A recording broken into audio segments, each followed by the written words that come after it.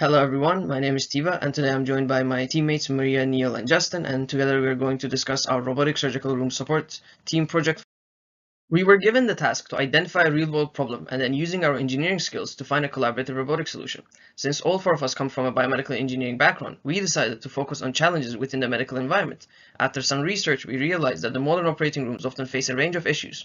For example, around 60% of surgeries encounter problems due to missing or misplaced equipment. There are also the challenges of slow or inconsistent sterilization processes, which can increase the risk of contamination. And as a result of these insufficiencies, burnout is unfortunately common, with over 70% of hospital staff reporting it all around the world. Based on all these findings, we formulated the following problem statement. Modern operating rooms frequently face delays and contamination risks due to poor instrument handling, inefficient sterilization, and missing or misplaced equipment. These issues not only lengthen procedure times, but also add extra strain on medical staff. To tackle the challenges we have identified, and building on the previously stated problem statement, we propose the following solution. We have designed a collaborative robotic system that integrates a streamlined workflow both in and around the operating room. Essentially, a central panel automates the scheduling of robotic tasks, ensuring that the instruments are delivered on time, sterilized efficiently, and that the waste is handled smoothly.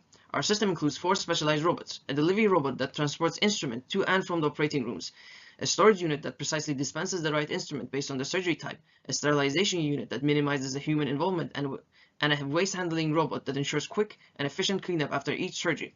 In short, the system is designed to reduce delays, lower contamination risk, and lighten the workload on the medical staff. And from here, my teammates will go into more details on each of these robotic roles. DaVinci is a delivery robot that awaits signal to move to and from preset destinations. It uses the DC motors to move to and from, an IR sensor, and an ultrasonic distance sensor to avoid obstacles. Once at the location, it uses LED lights to let the user know in what stage of the process it is in. Once it lights up and is ready, it then sets itself back to its destination and awaits another signal.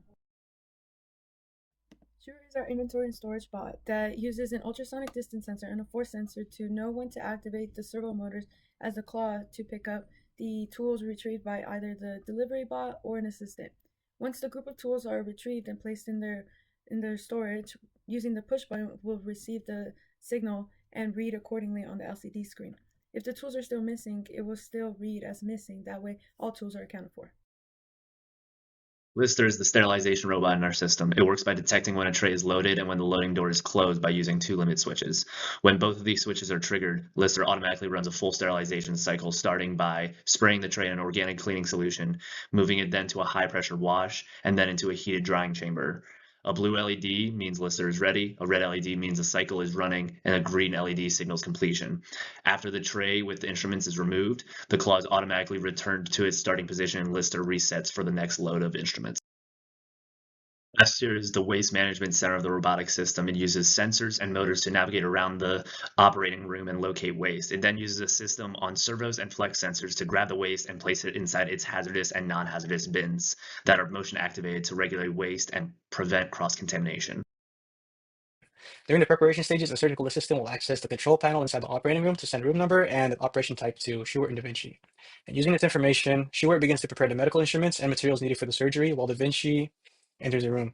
And upon arrival, Stewart loads DaVinci, who will then enter the operating room and stays there until the operation is finished. And once the operation is finished, the surgical assistants will load DaVinci with any materials they want to be sterilized, and then go back to the control panel to send the operation complete signal to all of the robots. And once all of the robots receive that signal, DaVinci will enter the room where Stewart is, who will then help DaVinci load Lister with all the materials, who will then begin the sterilization processes. And as the materials are being sterilized, Pasteur enters the operating room to scan, sort, and pick up any hazardous and non-hazardous materials. And once that's completed, Pasteur will head back into the waste room, where he will dump all of his waste and control the environment.